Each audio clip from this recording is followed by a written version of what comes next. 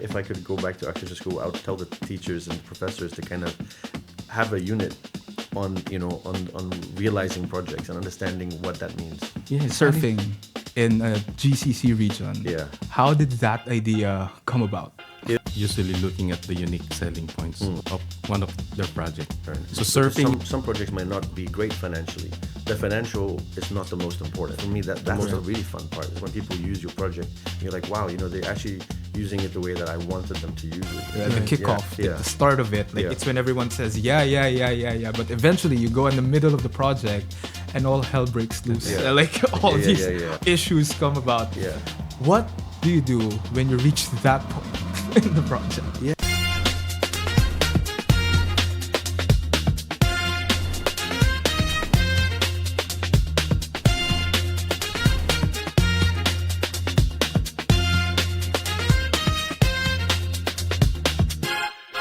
Good day to all our listeners for today's podcast. I am joined by one of my co-hosts, architect Patrick Soriano, where professional life is demanding, which makes leisure and sport essential infrastructure and not just a luxury. The leadership here has made well-being and quality of life a national priority. Our guest, an associate design director at Modon, sits at the core of this mission, shaping not just iconic buildings, but the very environments that enable public joy and a high-quality lifestyle.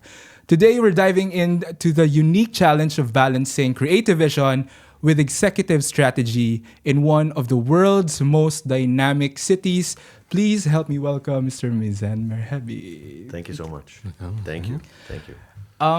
We had a conversation earlier. I just wanted to ask, first of all, regarding the design philosophy it usually takes to design sports buildings and leisure buildings, especially in a bustling city such as Dubai and Abu Dhabi. Yeah. Yeah, well, I think it comes down to the initial vision, right? You really have to understand what your outcome wants to be. Once you understand the outcome, you can align things behind that, and then you can understand also the levels you want to work at. Because I think in this country we have so many different levels to cater to. We can go all the way to the highest professional, as well as all the way down to school kids. So or maybe the facility does everything, but it's really kind of aligning, understanding what the facility wants to do, and then working with that as a team. How is that made? Like the vision for it, like the brief for it, like who makes all these decisions? What's going on within those the decision making walls? Usually, like I think the initial kind of seed of what the project is will come from country leadership. As you said, the country is very, very keen on promoting sports, on promoting lifestyle and recreation, and making sure that the country is growing and growing healthily. So usually it comes from leadership, and then when it comes to us, we start to understand the initial request, and then we flesh it out to figure out exactly what the details are. So we might get a request for example, a football academy, and then we'll take that, we'll understand the size requirements, kind of the user groups, we'll understand the levels, we'll put back a reverse brief, we'll share it back up to our senior leadership, and they'll come back to us with an approval or a redo. But that's kind of how it works. And I would just want to touch, because one of your projects is Surf Abu Dhabi. Yes. Surfing in a GCC region. Yeah. How did that idea come about? That's a very funny story. It goes to show that actually nothing is off the table, right? Because Exactly. surfing in the GCC is not something you would ever expected. We had a colleague. He's left back to Australia for now, but he was a very keen surfer, and he kept talking about surfing, and he was familiar with surf facilities around the world. And he pitched the idea to our senior leadership one day, just because he was so excited about this idea. Yeah. And a couple of days later, nobody thought it would go anywhere. A couple of days later, he came back. Our leadership came back and said, "You know what? Let's look into detail about this project."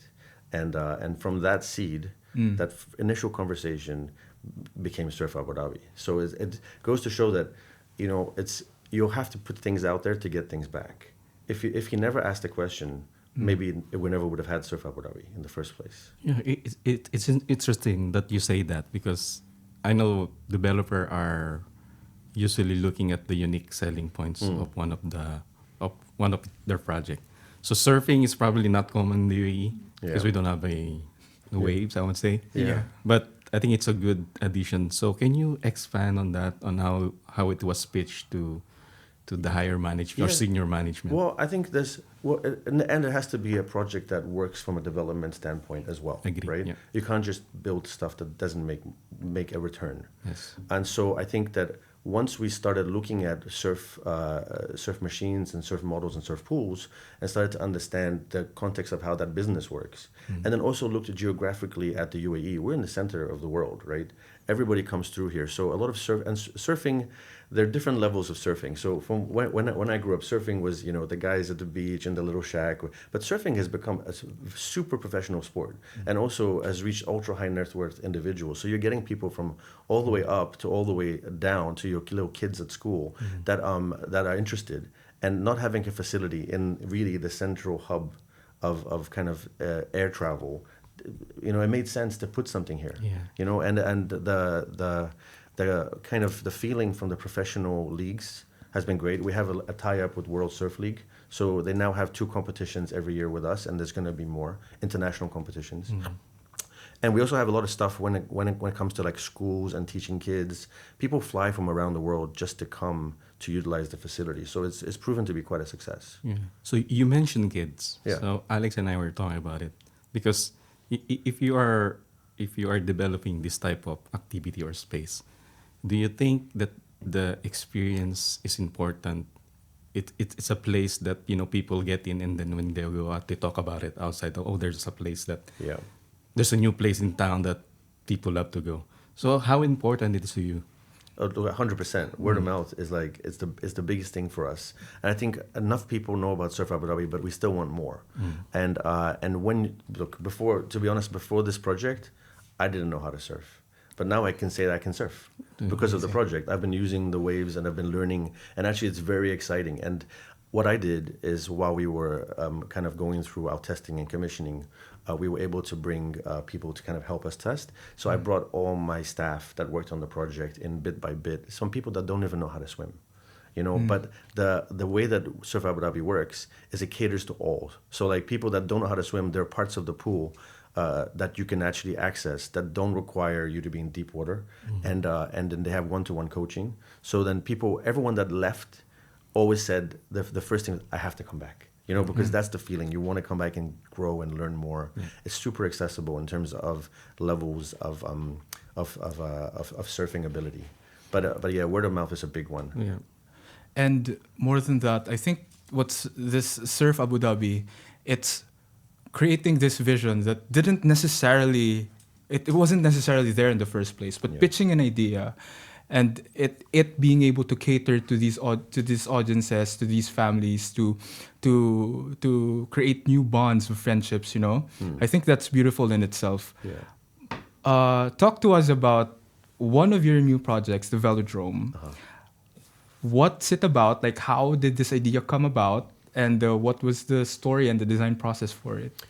Okay, so what we're doing in Abu Dhabi with Modon and in Hudairiyat Island is we're creating not just residential communities, but we're creating places. Like Modon means cities. We're actually creating cities. And part of the Hudairiyat Island master plan is a sports district. And we did a lot of review around the world, benchmarking, and we understood that for a sports district to be successful, it really needs a critical mass of assets so that it's fully engaged and you cater to a lot and you have all different kinds of levels and different activities. So when looking at the master plan, we already had surf. We have a hotel component, which helps us with all the competitions, international travelers. But the velodrome seemed like something that made a lot of sense because up until now, there's no velodrome in this region. This will be the first velodrome in the region. And there's a massive cycling community here. I mean, I'm not sure if you're aware, but the UAE Team Emirates cycling team, they've won the Tour de France a couple of times already.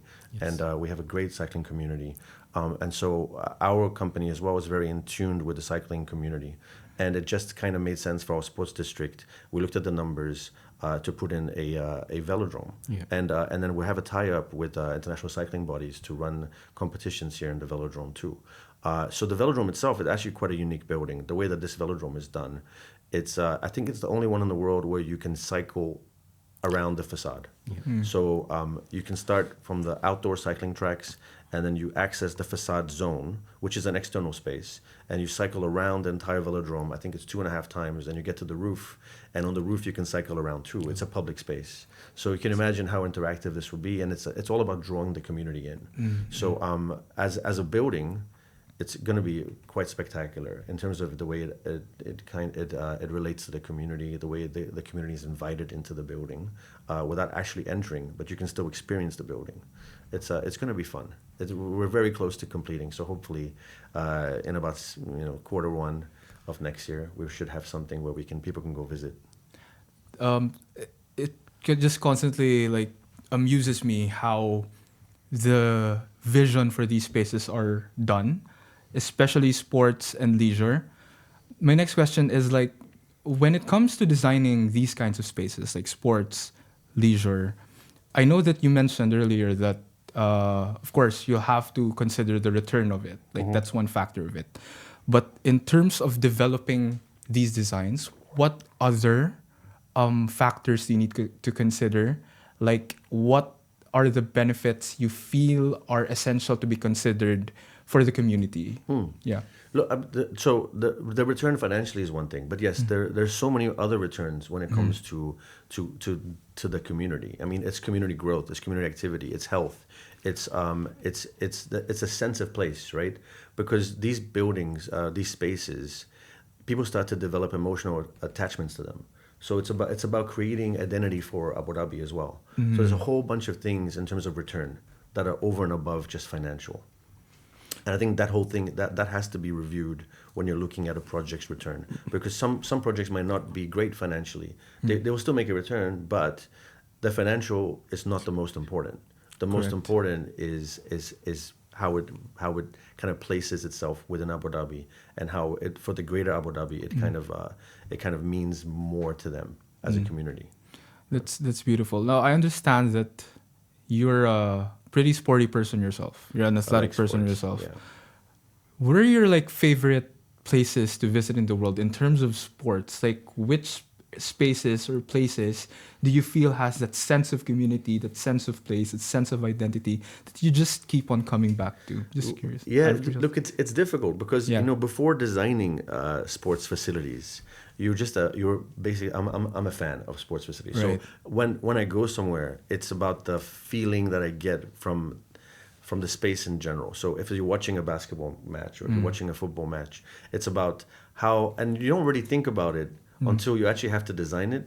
But really getting that fan zone right, and getting the viewing points right, and getting the flow, the circulation, making sure that all these things kind of work without people having to think about it. Yeah. So people just arrive and things happen. Yeah. Those are the most kind of amazing venues when those things happen. I think there are a lot of examples. For example, in Qatar, when they had the World Cup, quite a few of the stadiums there were actually very well done. The arrival points, arriving at a mid height in the stands. So when you arrive, you're significantly above the pitch. So you get this big overview, which little things like that make a huge difference in visitor experiences. But in terms of specific venues, I would say the ones that give me the most joy are the ones that I've designed. I want to follow up on that, Alexis' question. So how did you bridge that personal passion to your design philosophy? For me, like, design is always about passion. You know, it's I always start something with thinking about what I want the feeling to be, right? That's the most important. And now when I with my team, when we have any new projects landing on our team's desks, I always start with what is the takeaway? Like what do I want people to remember? Because when people come here, they should remember something, and that thing is it's something that should stick with them. Let's start with that, and then we can always work away from that. But you need to have something to land on that everyone aligns behind, and that's really important when it comes to. Yeah. And so You know.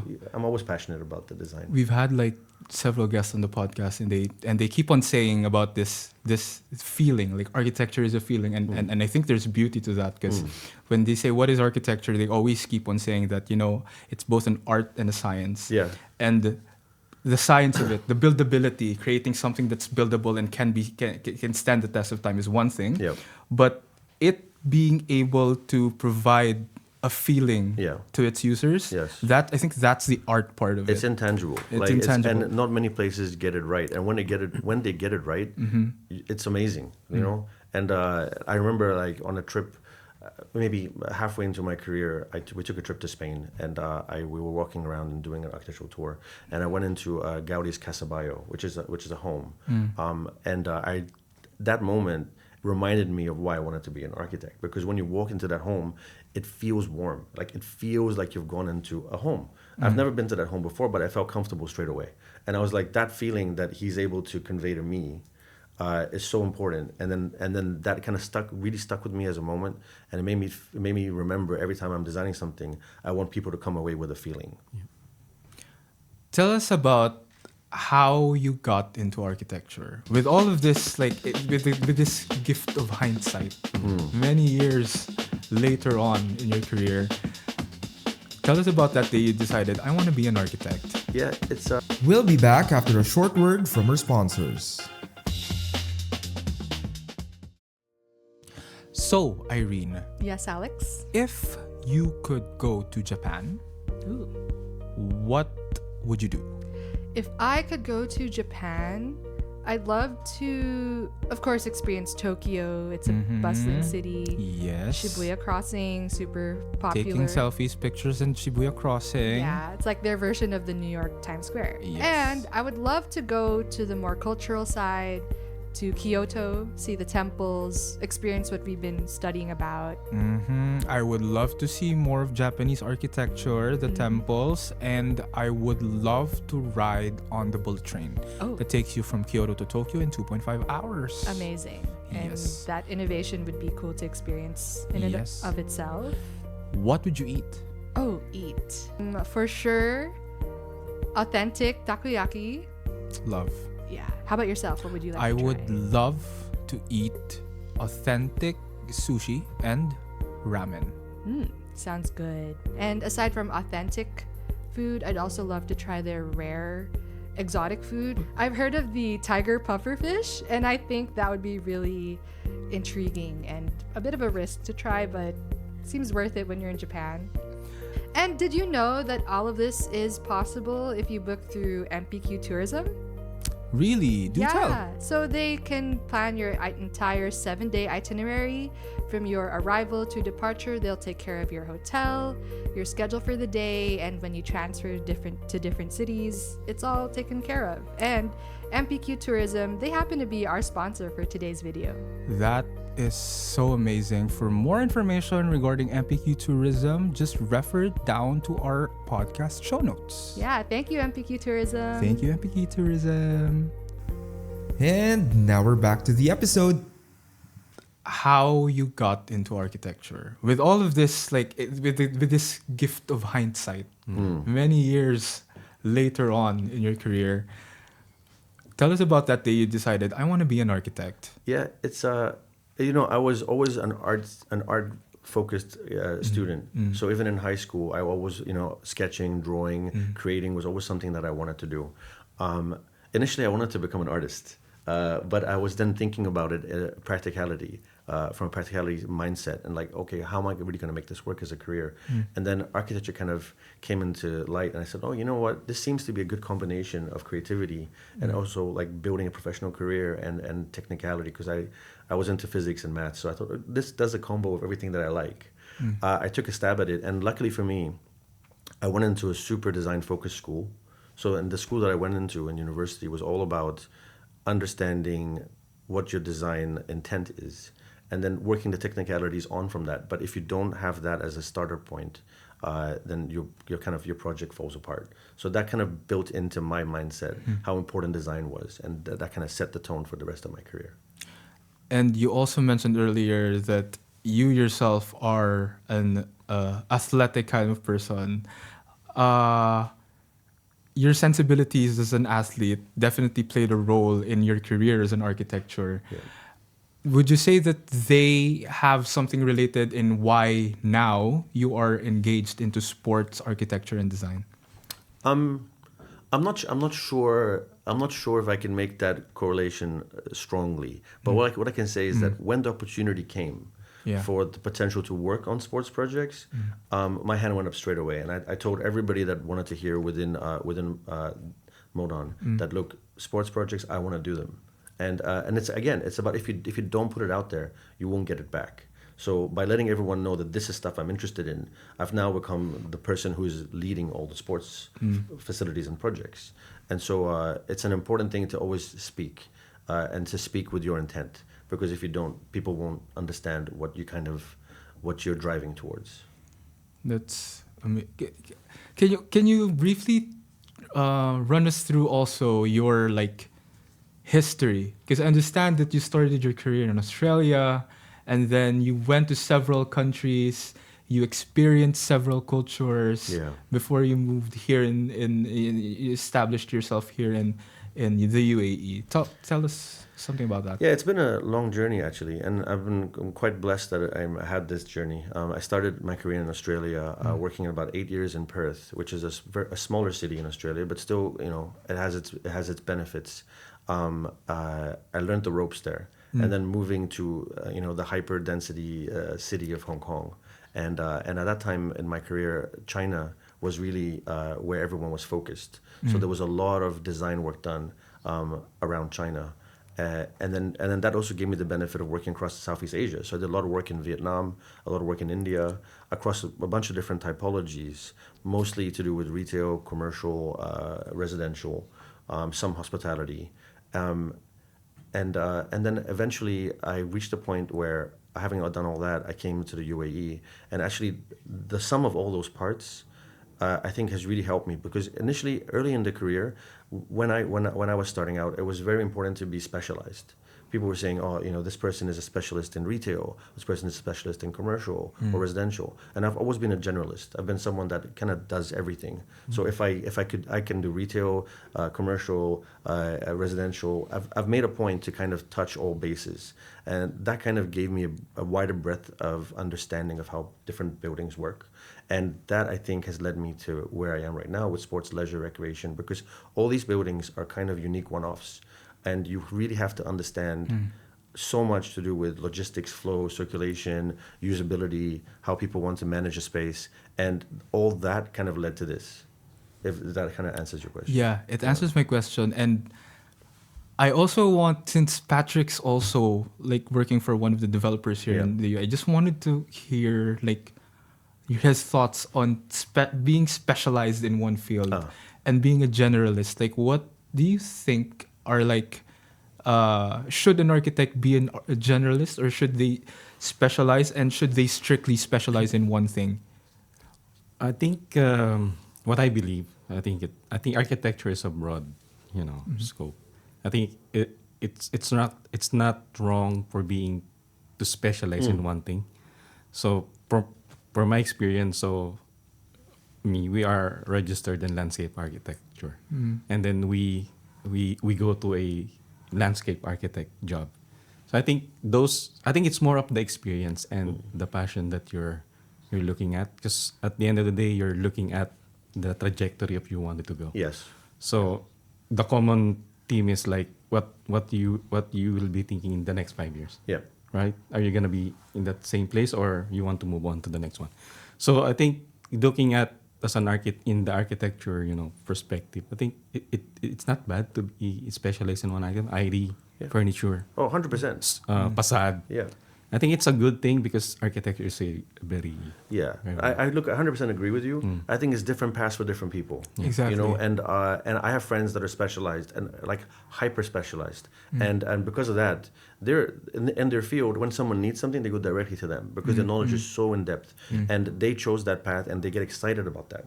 Like, but when it comes to, say, like for myself, I get excited about like a variety. Yeah. Like, and that's what keeps me interested in architecture, which is why I went generalist. But to be honest, it all depends on the individual. Yeah. And there's enough mouths to feed on all and each way you want to go.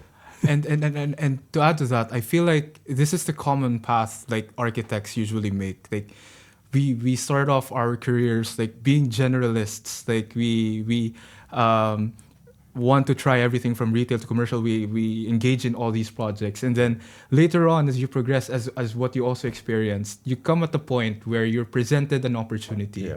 You're like asked a question, and then you know on that moment what you're supposed to do and like what you really want. So I feel like it's not always apparent at first. Yeah, 100%. What's gonna happen. Yeah. But you just have to be open to that opportunity, Definitely. as you said, and I feel like that's beautiful. Now I want to touch on the developer's POV. Okay. Your career, you started off working for consultants in Australia and then moved to Hong Kong, and as you explained earlier with your experience, how is it different from a developer's perspective? And I also would like to ask Patrick on this because since he also works for a developer here in the UAE. Yeah. Do I go first, or do you? You go ahead. Okay. Yeah. For me, I'm much more comfortable now on the developer's side. Yeah. I feel personally that I have a lot more control in the end product. And that's counter to what you might originally think, because as the architect, as a consultant, you're the one designing or sketching. But actually, as a developer, I'm setting the mood, I'm setting the tone, I'm setting the alignment, I'm setting the original vision, and then I'm also managing that process. So as soon as I see the road starting to turn or things going in the wrong way, I can pull back and say, look, that's not what we want. We actually want this. So I feel that I'm having a lot more impact as a developer from design, definitely, and also being able to see your projects being built and being used. That is super important to me. And I think a lot of times, for example, when I was working in a consultancy, you design things, you get up to a certain design stage, and then you let go to a LDC, or the project stops, or and you never get the satisfaction of actually having the project delivered, handed over, and being used. And for me, that's the really fun part, is when people use your project and you're like, wow, they're actually using it the way that I wanted them to use it. And Right. Yeah. So it's a different mindset, but I actually really like it. Yeah. Yeah, 100% agree with Mazen, because before transitioning from consultant to client side, let's say, I think it's a totally different experience, because in this place you're gonna think about like you said, the company vision, the projects that you wanted to put out on the public. And I think that was also the experience, because at the end of the day, it's a full turnaround anyway. You need architects. The client need architects to design for creativity, Yeah. to ensure that the vision of the client is applied. And then of course the return of investment. So that's important to them. These are the things that at the end of the day will be in one. So all of those, like I said, unique selling points, this marketability. So these are the things that you sell to because that's basically the developer point of view as a business. I would say business standpoint. Yeah, and I think that's an important point, because I think in architecture school or in design school, quite often we don't get that perspective. But that perspective is it's the other half of what we do. Because it's super important that part works as well. Otherwise, what we're doing is we're just designing in like a vacuum. Yep. It needs to be something that works. And if I could go back to architecture school, I would tell the teachers and the professors to kind of have a unit on realizing projects and understanding what that means. Yeah, it's funny you say that, but we were talking. Alexis and I were talking about it, because when I had a talk in UAP National Convention, I specifically mentioned, I think we need to go back to the school and then change the curriculum. Yeah. We need to add this business aspect in the curriculum. Definitely. Because the moment all technical. Yeah. And then when you go out to the real world, the actual practice, then you suddenly notice, it's not just technical aspect. There's another side. There's a really big side which has cash and dollars put next to it, right? Agree, 100%. I agree with that, actually. Like, you would be surprised, because when you're in architecture school, you have this mindset that the most beautiful building wins, or like that's the mindset, right? Yeah. But when you go into the real world, is what you said, you're faced with all these limitations, with all these Yeah. constraints that you're surprised by and you're Yeah. not ready to face. Yes. So I think training early on, as what Patrick said, is it's key. Yeah, It's very definitely. essential. Yeah. Let's talk about like leadership, managing teams. You're associate design director Yeah. at Modon. Yeah. I'm pretty sure that you guys have tight deadlines, Oh yeah.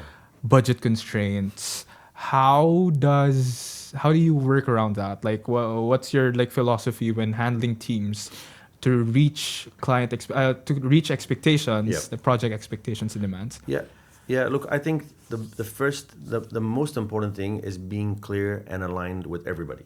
So how I usually like my internal teams or my external teams, the kickoff meeting is the most important because that's where you set all the parameters.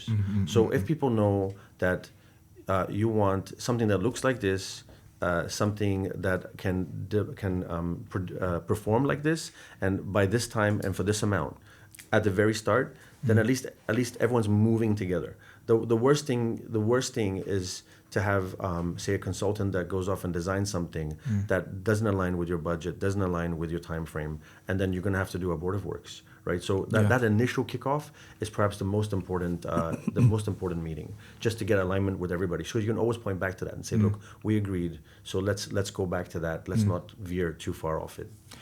Now, I've had my experiences in kickoff meetings. Usually, Yeah. these are the easiest meetings. Right? The kickoff, like Yeah. the start of it. Like Yeah. it's when everyone says, yeah. But eventually you go in the middle of the project and all hell breaks loose. Yeah. Like all Yeah. all these issues come about. Yeah. What do you do when you reach that point in the project? Yeah, I think you have to be able to quickly notice red flags. Yeah. So like that part of the skill is kind of keeping. I think the first maybe in the first 3 or 4 meetings is probably the most important time to make sure that everyone's aligned. So your kickoff is where you've said everything, but has everyone listened? Exactly. So then meeting number 1 and meeting number 2 is kind of taking stock of if they listened or didn't. Yeah. And there's a few times that I'll end up at meeting number 2 and I'll see what's being presented, and at that point I'll say, guys, this is not what we agreed. I'm disappointed, or I need you guys to kind of think about what we wanted to do, and you need to fix this, rather than letting it go too far down the line. So like the real trick is catching it early, because things will happen for sure. Things will happen. Things will go wrong, and people won't be aligned. But it's about having the quick ability to notice that and then change course back to the original course. And having a team that's able to spot these red flags as well, because you yourself, like one person can't No, see everything, yeah, you right? can't, yeah. So having that other eye, the other mind that can see and can spot these red flags early on would be super beneficial as 100%. well. I think that's what I try to do with my juniors and my team, is I try to empower them to have voices. Right. Like it's because you're right, you're not going to be able to see everything, and you need your team to see the things that you would see, right? And so sometimes they get it wrong. You say, oh, I want you to comment on this, I want you to review this. They'll come up with a whole bunch of things, and you can go back to them and say, look, guys, I appreciate those comments, but this is the comment that really stands out to me, and this is what you have to go back to the consultant on. So you train the way they see, and so that eventually they catch it before you do. But it's all about empowering their voices. How do you take people on board your team? What's your process? Like your philosophy when getting people? Like interviewing and interviewing, getting people like to my team. because it's important. Like the right. We had a guest, Esther Echeverria. I'm not sure if you know her. She's the most popular architecture recruiter on LinkedIn. Right. She was on the show and she said that company it's one of the factors why people leave their companies, the company culture. How do you know someone's the right fit for you? Yeah, look, culture is very important, and within my team in Modon, I treat us like a family. I tell people that we have hierarchy, but I do want us to cross across the hierarchy. No one's voice is commanding. The most junior person still has a powerful voice if they want to flag something. So I give everyone an opportunity to kind of speak, but finding the candidates is important. So like the interview process. And the interview process for me, this is something that I have an issue with. It starts like before you even come to our office. What you send me is so important. Like I look on your CV and your portfolio. Straight away, I can tell if you're detail oriented, if you're someone that cares about the way you put yourself forward, and all those kind of little things. So things like alignments, font usage, how you designed it, how you offset things. I look at that straight away and I go, oh, this person actually has done a really great job, or this person has no clue. I mean, they've used 4 fonts and like 3 different sizes of fonts, and their pictures all over the place. That's the first step. That's where I make my first cut, and I go, okay, this person is not as detailed as I would like. And it's not about experience, because I've had juniors that are straight out of uni that will submit me, and I remember this, one of the ladies that joined my team, she submitted me a CV, and when I held it, I was like, oh, the paper is different. She chose a really nice paper, and I thought, oh, she really cares about how she's putting herself forward, and that made me want to see her straight away. And then so that's kind of the first kicker. Then when you sit across them in an interview, everything that you've done experience-wise is there on the paper, but really I try to gauge how you answer questions, how you look at things, and your personality, because for me personality fit's the most important. You have to fit the personality of the team, and the team's personality is about caring for each other. So I want someone that's not egotistical. I want someone that understands that they're going to be part of a team and they're going to have to work with each other. And that's how I craft my team. So it's very sad when a team member leaves, because you are a family. Right. And I agree. I think 100%, because if not, in the long run, the team will suffer. Yeah, for sure. Because first, connection is important as well. Yeah. So those are, I think, the most important aspect of your questions. Yeah, definitely. Clashes. How do you handle internal clashes with your team members? Do you encourage them, or are you like, yeah? Your thoughts on that? From my end, I would say I think it's more of managing them. Put them in a same room, discuss it. Yeah. Because at the end of the day, this project need to be completed without any internal. So I think I will start with that, and then whatever clashes that we do, I think it can slowly be fixed or arranged in some. But I think at that point you need to establish first what you need to do to avoid or to prevent more clashes going forward. 100%. I agree with you. I think you as soon as you see it, you deal with it, because you don't want it to fester into something more. So you take people into a room straight away and you try to hash it out between them to understand what the problem is. And quite often you can solve it then. But if it's an ongoing thing and you notice it, then it's about managing that so that you don't have the ongoing clash. So you put people on different projects, you make sure there isn't any overlap. But to kind of counteract that, you try to hire the people that won't have clashes. This is where it goes back to the interview process. Right. You have to really understand the personalities of who's coming in. And culture, the people, is what makes the company, right? And I feel like this is the most important factor to keeping companies running. Yeah. Now, you've worked for Modon for 7 years now. 7 years now. Yeah. 7 years. The company vision, like how have you aligned yourself with it? How has it stuck on you, the brand itself? Tell us about that. Yeah, it's a funny one, because when I joined Modon 7 years ago, Modon had just started. So I joined almost from the beginning. I think when I joined, there were about 40 people. So the company vision was still being formulated at that point. And I would like to say that I was part of formulating the culture within the workplace. So as it's grown, as one of the senior members there, we try to make sure that everyone that comes in understands the culture that we had established, which is this inclusive, kind of caring culture. And I would say the design team, one of the things that we hear most from everyone that joins us is how much they enjoy being as part of our team. And I think that specifically relates back to how we established the design team. Myself and my executive director, we were the first 2 architects there. So we really made sure that personalities were always kind of aligned. What's the vision? The vision of Modon? Yeah. As a company? As a company. What are 10 years from now? Like, this is a very tough question, because Modon in 7 years has changed. When I first joined Modon, we were doing very small bespoke projects. We did, I'm not sure if you know, the Jubail Mangrove Walk down in